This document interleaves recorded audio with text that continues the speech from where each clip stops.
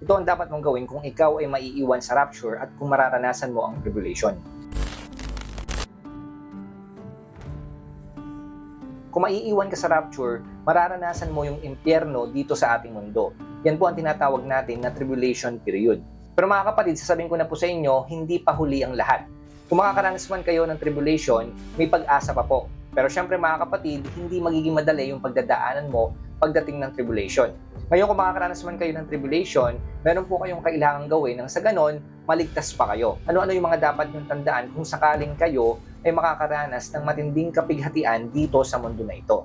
Una mga kapatid, patuloy pa rin kayong manalig sa ating Panginoong Sokristo sa lahat ng oras. Ang patuloy na pananampalataya sa ating Panginoong Sokristo, yan po yung pinakamagiging foundation nyo pagdating ng tribulation. Sa panahon ng tribulation, kailangan na manatili kayong tapat at matatag sa ating Panginoong Sokristo. Pagdating po ng tribulation, mararanasan niyo po yung mga tukso, pag-uusig, at panlilinlang. Sa time ng tribulation, merong lalabas na leader at mag-aalok po yan ng mga solusyon sa problema, magbibigay po yan ng kapayapaan, at siya yung mangunguna sa kaunlaran ng buong mundo. Pero mga kapatid, sa likod ng lahat ng yan, meron po siyang layunin na kontrolin at manipulahin ang sangkatauhan. Kaya mga kapatid, napakahalaga na huwag kayo maging sunod-sunuran sa mga leader o sistema na taliwas sa salita ng Diyos. Lalo na kung ito ay humihiling ng kabuoang pagsunod o pagtanggap sa mark of the beast. Kapag lumabas na ang halimo o yung Antikristo sa tribulation, kahit anong gawin mo, wag na wag kang sasamba sa kanya. Tanging sa Panginoong Sokristo ka lamang sumamba kahit anong mangyari. Ang pananalig po sa ating Panginoong Sokristo sa time ng tribulation, yan po ang magiging sandigan nyo.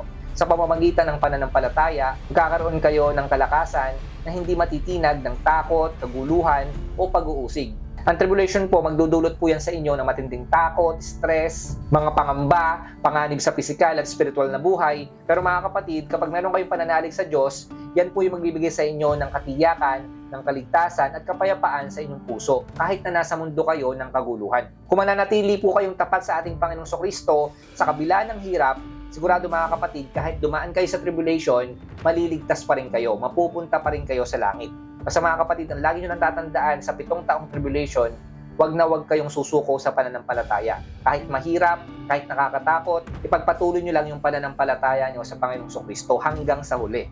So kung makakaranas man kayo ng tribulation, panghawakan nyo yung sinabi ng Panginoong Sokristo na ito. Basahin nyo lamang po ito at ito yung magpapatatag sa inyong pananampalataya habang kayo ay nasa tribulation.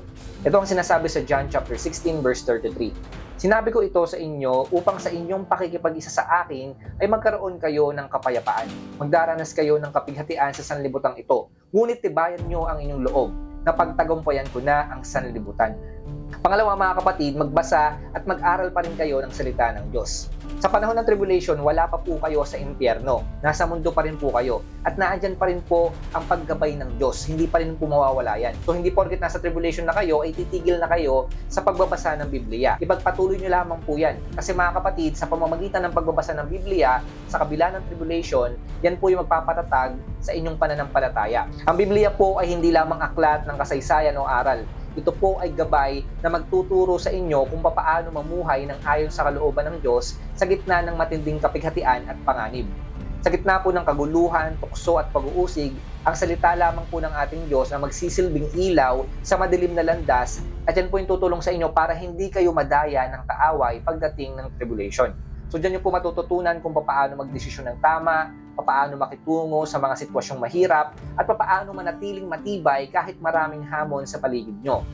Ang bawat talata po ay naglalaman ng aral at paalala na nagbibigay ng lakas, pag-asa at katiyakan ng proteksyon mula sa Diyos sa kabila ng tribulation. Ano man gawin ng kaaway o ano man gawin ng Antikristo, basta may Biblia kayo, sigurado mga kapatid, magiging matatag kayo. At yan yung ipanglalaban nyo sa anumang gawa ng kaaway. Yan po yung tutulong sa inyo para magliwanag ang inyong buhay sa kabila ng madilim na mundo na ito. Sabi nga sa Psalm 119 verse 105, salita mo'y isang tanglaw na sa akin ay patnubay. Sa landas kong daraanan, liwanag na tumatanglaw.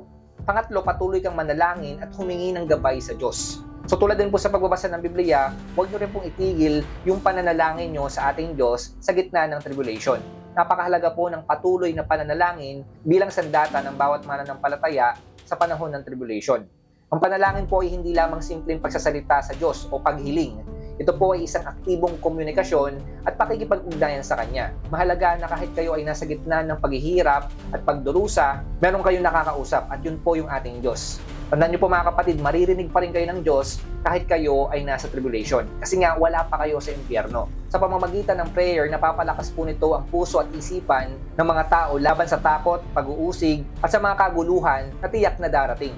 Ang patuloy na pananalangin, yan po yung magbibigay sa inyo ng spiritual na lakas, kaliwanagan sa mga desisyon na gagawin nyo, at proteksyon laban sa mga panlilinlang ng kaaway.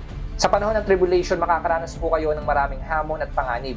Magkakaroon kasi ng mga digmaan, mga salot, pag-uusig, at iba't iba pang mga kahirapan na mararanasan sa mundo na ito. Sa ganyang sitwasyon, ang panalangin po ang magpapalakas ng inyong loob at magpapaalala na hindi kayo nag-iisa sa panahon ng paghihirap. Ang pananalangin nyo po, yan yung magsasabi na palagi nyong kasama yung Diyos at hindi kayo iiwan at pababayaan ng Diyos kung kayo'y mananatili sa Kanya. So huwag po kayong mahiyang lumapit sa Diyos sa panahon ng tribulation. Nandiyan pa rin po yung biyaya at habag ng Diyos sa mga tao. So sa pagdating ng tribulation, kung mararanasan niyo po ito, wag na wag kayong titigil sa pananalangin. Ito nga sinasabi sa 1 Thessalonians chapter 5 verse 16 to 18. Magalak kayong lagi, palagi kayong manalangin, at magpasalamat kayo sa Diyos sa lahat ng pagkakataon. Sapagkat ito ang kalooban ng Diyos para sa inyo sa inyong pakikipag-isa kay Kristo Jesus. Pang-apat, maging handa sa darating na pag-uusig. Isa sa pinakamahirap na hamon na pagdadaanan pagdating ng tribulation ay ang pag-uusig na darating sa mga mananampalataya. Sinasabi po kasi ng Biblia na pipilitin yung mga tao pagdating ng tribulation na sumunod sa maling sistema o tumanggap ng mark of the beast. So kapag hindi mo tinanggap yung mark of the beast, sigurado mauusig ka. Sigurado na ikaw ay mahihirapan. Ito po yung maghihiwalay sa inyo sa ating Panginoong Jesucristo at yan yung magpapahamak sa inyo. Kaya napakahalaga na manatiling matatag at huwag sumuko. Kasi mga kapatid, kahit gaano mang kalaki ang pressure o panganib, kailangan manatili pa rin kayo sa Panginoon. Kahit maganda yung offer ng kaaway, piliin nyo pa rin yung ating Panginoong Jesucristo. Huwag kayo magpadala sa mga magagandang salita niya. Kahit masaktan kayo, kahit mahirapan kayo, o kahit dumaan kayo sa panganib, manatili pa rin kayo sa Panginoong Jesucristo. Iisin nyo lamang po yung hirap at sakit. Kasi mga kapatid, kung kayo ay bibigay sa Antikristo, mapapahamak na kayo. Pero mga kapatid, kung hindi kayo susuko sa pananampalataya, maaaring mahirap, pero sandali lamang po yan. Katapos ng paghihirap nyo sa tribulation, kayo po ay maliligtas sa pamamagitan ng Panginoong Jesucristo. So ito po ay paalala sa inyo na yung kaligtasan ay nakasalalay sa pagtitiwala nyo at katapatan nyo sa Panginoong Jesucristo. Hindi sa pansamantalang seguridad o kaginhawahan na inaalok ng mundo. Maaring masaktan ka, mahirapan ka, pero lagi mong tatandaan na di mawawalang kabuluhan lahat ng nararanasan mong paghihirap sa ating Panginoong Jesucristo. Basta huwag ka lang sumuko. Gawin mo pa rin ang kalooban ng Diyos. Kung dumaan ka man sa persecution, alalahanin mo rin na yung ating Panginoong Jesucristo dumaan din dyan. At yung mga unang alagad. Tandaan mo kahit dumaan ka sa tribulation at ikaw ay na-persecute, kung nakikristo ka, pinagpala ka pa rin. Ito nga yung sinasabi sa Matthew chapter 5 verse 10. Pinagpala ang mga inuusig ng dahil sa kanilang pagsunod sa kalooban ng Diyos, sapagkat kabilang sila sa kaharian ng langit. Panglima, ipahayag ang ebanghelyo kahit sa gitna ng panganib. Sa panahon ng tribulation, maraming panganib ang haharapin ng mga mananampalataya. Mula sa pag-uusig, mga kakaibang pangyayari, takot, depresyon, at kaguluhan na ibibigay ng mundo na ito. Pero mga kapatid, sa kabila ng lahat ng yan, nananatili po ang isang napakahalagang tungkulin ng bawat mananampalataya. At yun po ay ipahayag ang mabuting balita ng ating Panginoong Jesucristo sa panahon ng tribulation. Ang tribulation po ay hindi panahon upang umatras o matakot. Ito po ay panahon upang maging liwanag at saksi sa katotohanan sa madilim na mundo na ito. Sa pamamagitan ng pagbabahagi ng salita ng Diyos, makakatulong po kayo na magbigay ng pag-asa sa mga nawawala at naliligaw. At yan po yung magpapaalala sa lahat na ang tunay na kapayapaan at kaligtasan ay matatagpuan lamang sa ating Panginoong Jesucristo. Ang pagpapahayag po ng Ebanghelyo sa panahon ng tribulation ay nangangailangan ng tapang, pananampalataya, at pagkilala sa kahalagahan ng bawat kaluluwa. So hindi pa po huli yung lahat pagdating ng tribulation. May pag-asa pa na maligtas ang mga tao. Kaya dapat patuloy niyo pong ibahagi ang magandang balita ng ating Panginoong Jesucristo hanggang sa wakas. Huwag po kayong matakot kasi sa pagbabahagi niyo ng mabuting balita ng ating Panginoong Jesucristo, kasama niyo pa rin yung ating Diyos. Nawa nga mga kapatid, kayo ang maging tribulation saints. Kayo ang gamitin ng Diyos sa gitna ng tribulation. Nang sa ganon, marami pa rin mga tao ang makakilala sa Panginoong Jesucristo at makapasok ng langit. Ito nga po sinasabi sa Matthew chapter 28 verse 19 to 20. Kaya't humayo kayo, gawin ninyong alagad ko ang mga tao sa lahat ng mga bansa. Bautismuhan ninyo sila sa pangalan ng Ama at ng Anak at ng Espiritu Santo. Turuan ninyo silang sumunod sa lahat ng iniutos ko sa inyo. Tandaan ninyo, ako'y laging kasama ninyo hanggang sa katapusan ng mundo. So yan po yung mga dapat nyong alalahanin o yung mga dapat nyong gawin sa panahon ng tribulation. Hindi po siya magiging madali kasi nga po, ito po ay panahon ng paghihirap. Pero lagi nyo pong tatandaan mga kapatid, may pag-asa pa.